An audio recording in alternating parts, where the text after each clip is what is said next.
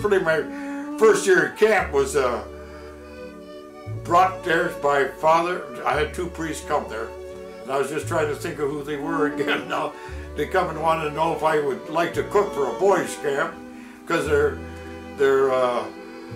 short of a good man and they needed one. They've been using who they could find, and the lady that come all the time wasn't going to be there this year. So I said, I don't know, I'll come and take a look and see what the job is like.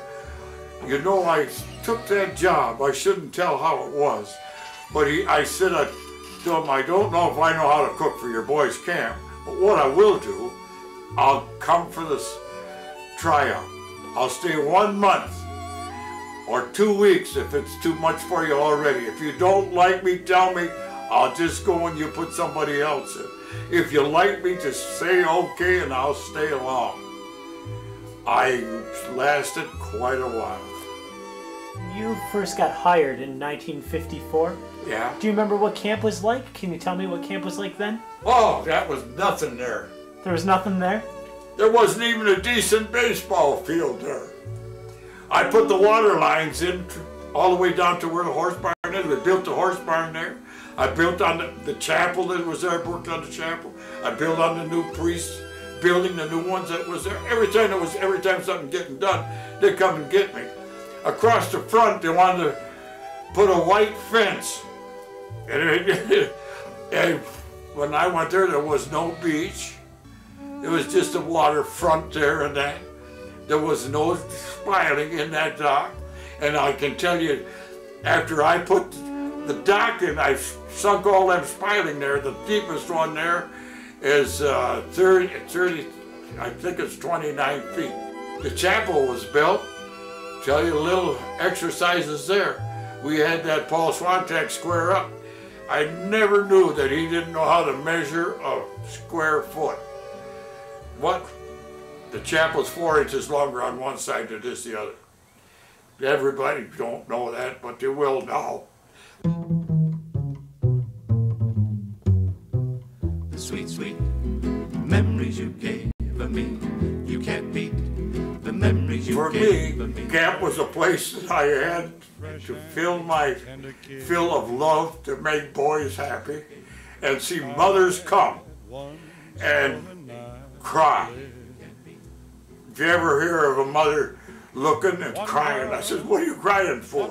Well, my son says I should take you home. I don't cook good enough for him. Sweet, sweet memories you gave made of this. You can't beat the memories you gave me. The best thing I could always do is, what can you eat, and I'll take care of you. I used to like to make omelets for those that couldn't eat everything. Make a nice omelet, roll it up on a thing and slice it off nice for them, especially by putting applesauce in it in the middle. And they would eat an egg omelet with apples, the applesauce in it. Memories are made of this. The memories you gave me. But I told a story pretty near every day. And you try to tell a story every day and it's different. I could tell you stories that make you cry. I can tell stories that make you glad. But I can tell a story every day. It'll be a new one. But my greatest story is the one that I always told about, Tommy Cat's story. You've probably heard it a dozen times before. And every time I told it about the same speed, same way. With his blessings from above, You can't beat the memories you gave me. serve it generously with love. You can't beat the memories you gave me. Could I say something about some of the best people that ever come to camp?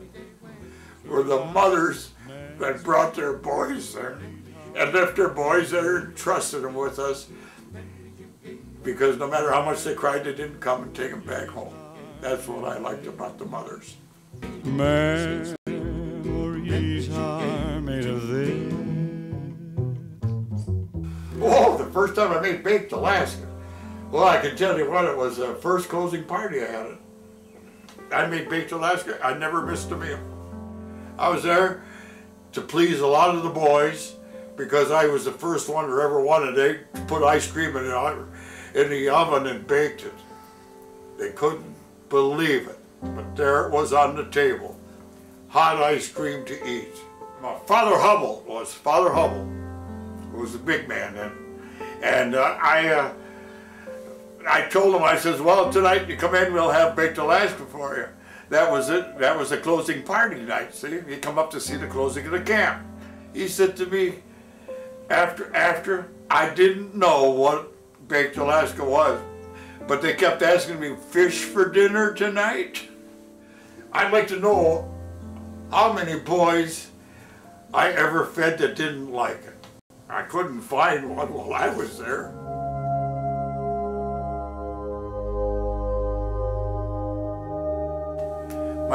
One of the famous moments I had at camp was to go down to chapel.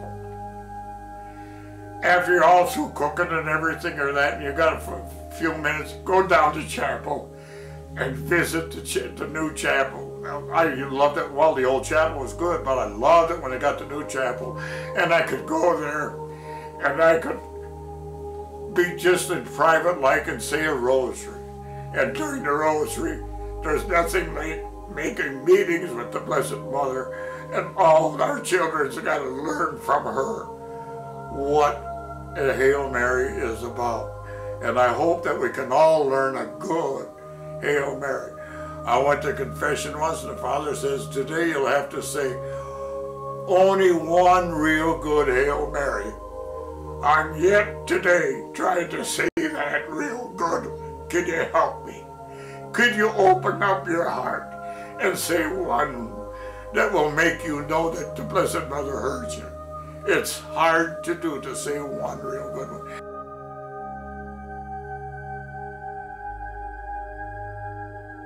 Some of the real good moments that I had at camp was I had the opportunity 2 times or 3 to give a little message at camp in the chapel. And the greatest moments while I was there was talking about the 8th station. And they always wanted to know why I took the 8th station.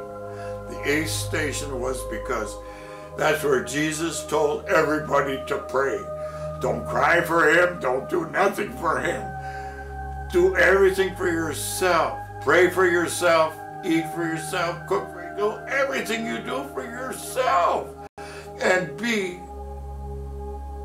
leaving me out of it. Don't do it for me. Do it for all your aunts, uncles, and that. And thank Mother and Father that they sent you to Camp Santa Maria to hear that I'll be a good boy now and pray to our Blessed Mother for the son that she left with us here to come to camp.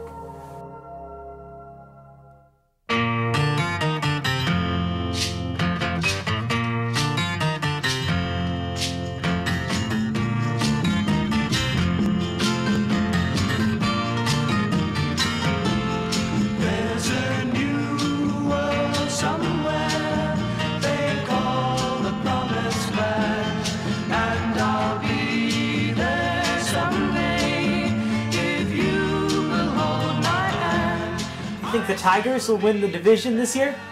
Why, certainly. What do you think I got Tigers for?